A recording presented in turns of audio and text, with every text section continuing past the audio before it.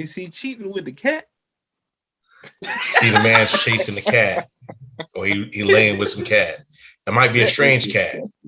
Oh, that's disgusting. Okay. Infidelity. Cheating is part of infidelity. It's a synonym, but it's a violation of couples' emotional and or sexual exclusivity. Commonly results a feeling of anger, sexual jealousy, and rivalry. Mm. And it all depends. We talked about this. It all depends on the relationship that people have. If you have an open relationship, there shouldn't be any jealousy, because if you're communicating back and forth, you should be able to avoid that. It's when people start doing things outside of the parameters of the relationship. That's when you have problems. That's when you have problems. You have it can bring up rage and betrayal and get some people looking crazy, like they are going to lose their mind, and they go into depression. They stop showering, and some people delete themselves. And there's also social consequences behind that. Does anybody remember that book, The Scarlet Letter? Yes. What was that book about?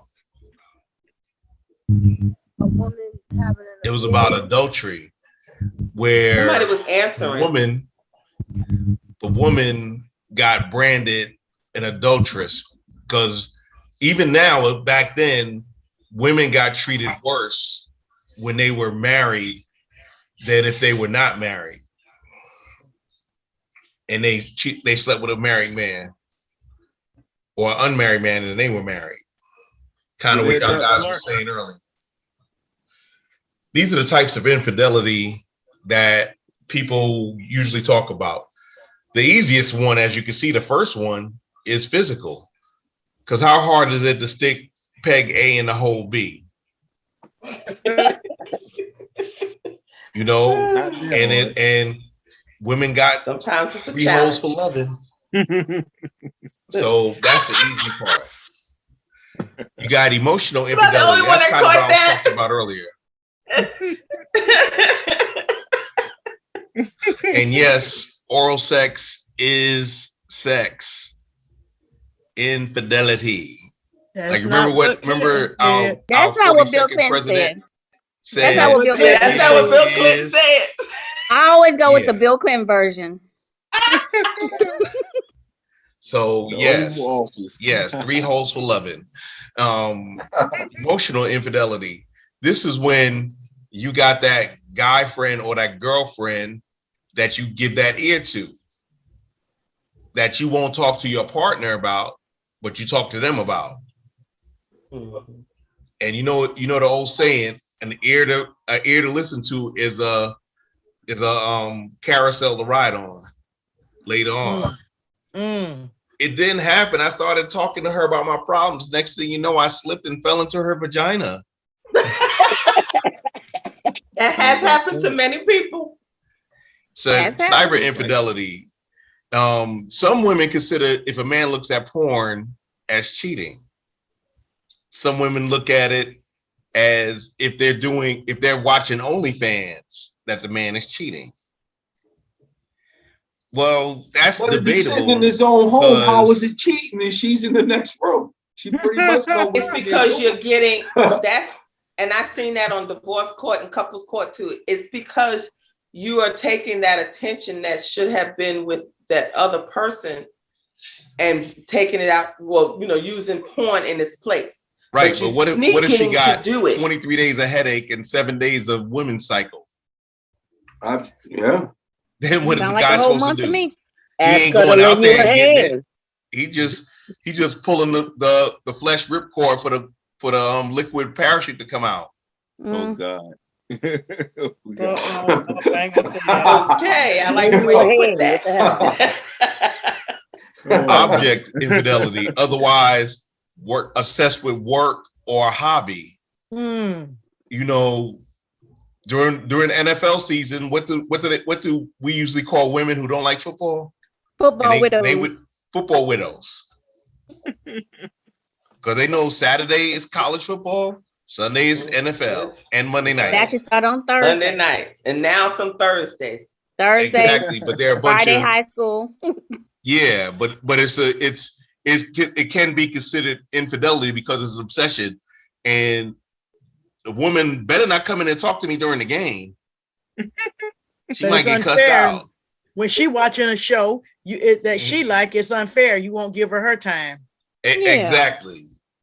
Yeah, but on that part, women are just watching that particular show. It's a whole season for sports fans. And I'm not just going to say men. I should say people who are doing that are men and female.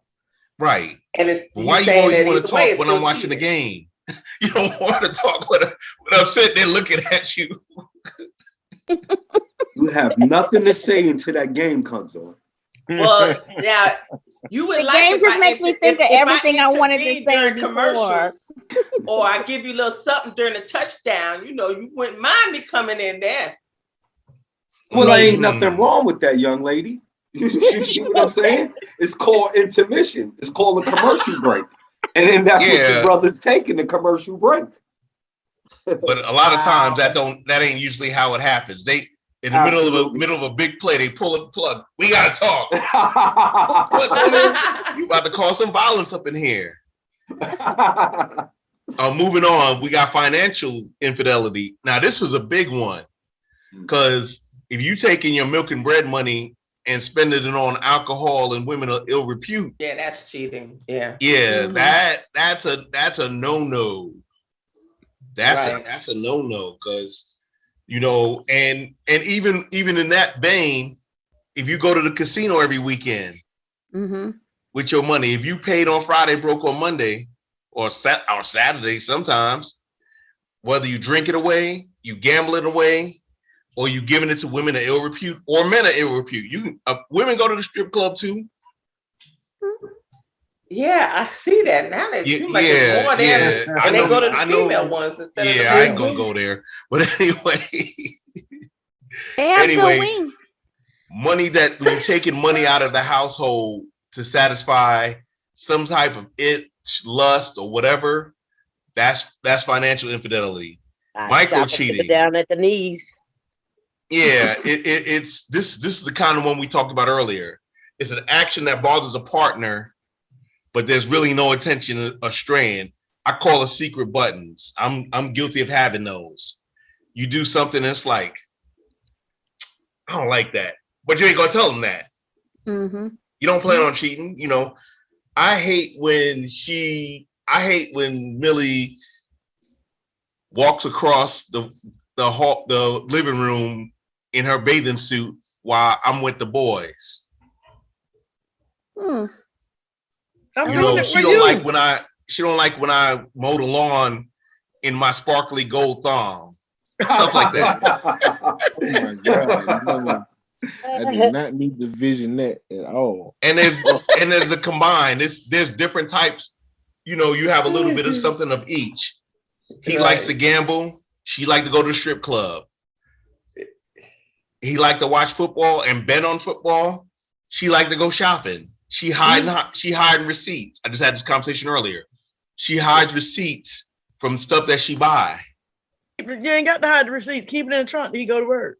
Just hide the whole bag. Oh my God. That's combination. That's combination type stuff. These are some of the causes. These are not the be all end all, but these are some causes. A lack of relational sexual satisfaction. That's a big thing. If you stop putting out male and female, the person's going to get tired of that. Eventually.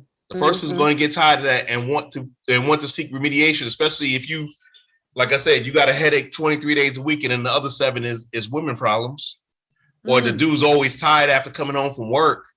And she parading in front of him with lingerie. And he like, yeah, I'm trying to eat this steak and watch the game. I am the steak. Okay. And the game. And lack of affection. Affection matters, ladies and gentlemen. It does. if you don't, both sides. If you don't kiss your significant other, you don't hug your significant other, you don't tell them how much you feel about them, saying, hey, cat, rat, dog, good morning. My stepmother used to always say, when I didn't say good morning to her, she said, did I sleep with you last night? You gonna say cat, rat, dog, good morning, something. Hey, dog. Right. But a lot of times, you if you become unaffectionate to a person, there's a reason why. I agree. But what I'm saying though is the lack of affection itself can be a reason that the person steps out, because they're getting it they want to get it from somewhere. And like I said, if I'm Rico Suave and you ain't feeling affected at home, I can come to you and just touch you on your shoulder. And it's everything's gonna be all right. It's over. Yeah. So that's what I mean. That's a part of foreplay. I understand there may be a reason behind it, but that doesn't mean it ain't a reason. Feeling deprived or neglected by your partner. Now, everybody in this chat has felt that way about somebody in their life. Everybody. You take me for granted. I do this and you don't even appreciate what I do. You know, and it's not trying to be selfish or trying to get accolades. It's just basic human decency. You don't even say thank you. That's one of the reasons why I'm divorced now. Fear of intimacy. We don't want to talk about that because some people don't feel good with intimacy. Could be abuse. It could be baggage from previous relationships.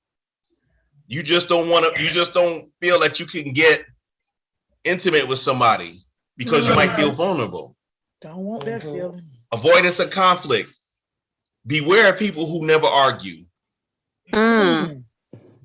Beware of people who say they never argue. Now, I don't mean knock down, scream out, drag downs, but people who always get passive aggressive. They don't talk to the person. Guys are good for that. We good for that. We good for shutting down. Yeah. And not saying what's bothering us.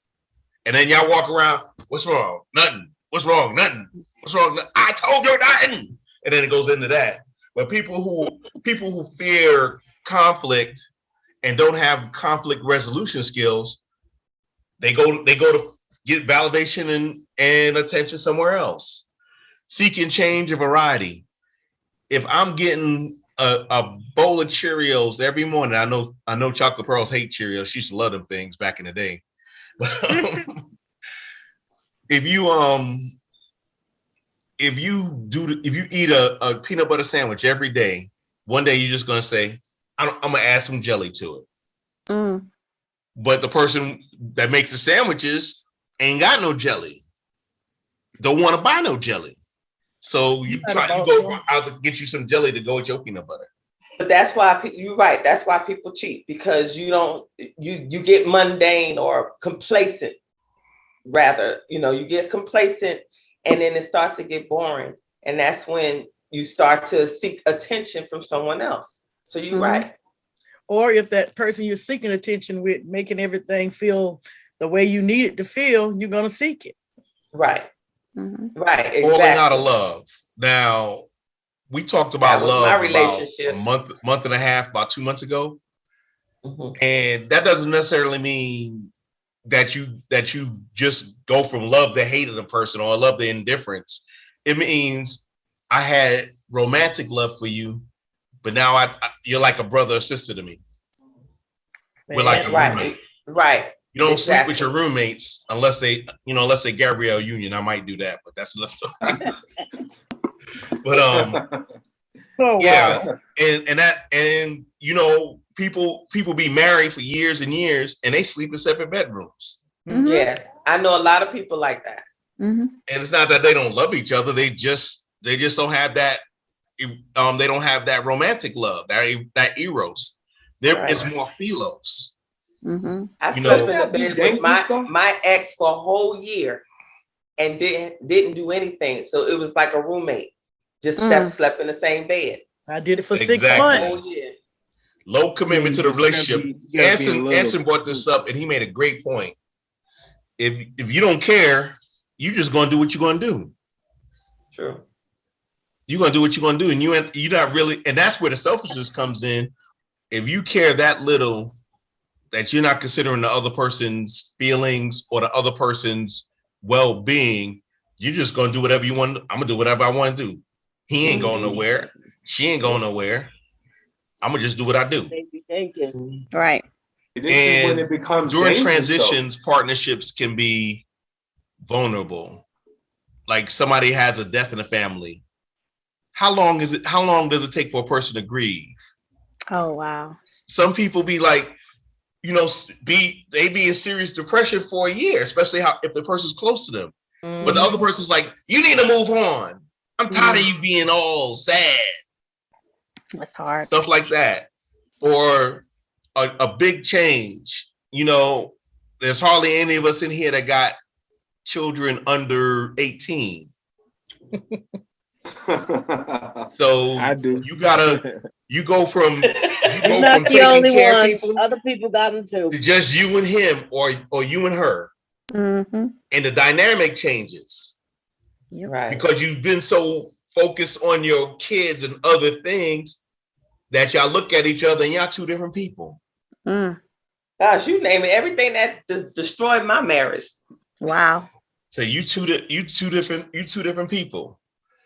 And people with low self-confidence or arrogance, they gonna do what they do.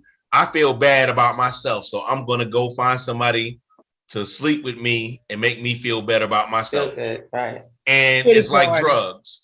The more you do, the more you want to do, the worse you feel afterwards. So it becomes a vicious cycle. But there are a whole bunch of different reasons why and I say we because I'm a person, I breathe, I bleed, I do everything else, fart and crap and all that other good stuff. And got bad breath. But that was too much. We're all capable of infidelity. Every one of us. Mm-hmm. If we say we're not, we are lying to ourselves. Because because the Bible even said, if you do it in your heart, you've done it. Guess what? You done did it. If you lust, you've done it. Mm-hmm. So keeping that in mind when I see certain celebrities. Yeah, keeping that in mind. We just have to look at things where, understand that people are people. People are capable of doing anything. You just have to make sure that you're doing what you're supposed to do. You can't control other grown folks. Right. If you try, you might go to jail. But you can control what you do. Mm-hmm. So keep your head on a swivel, stay vigilant, and be yourself. Back to you, Dr. Fab. I'm done.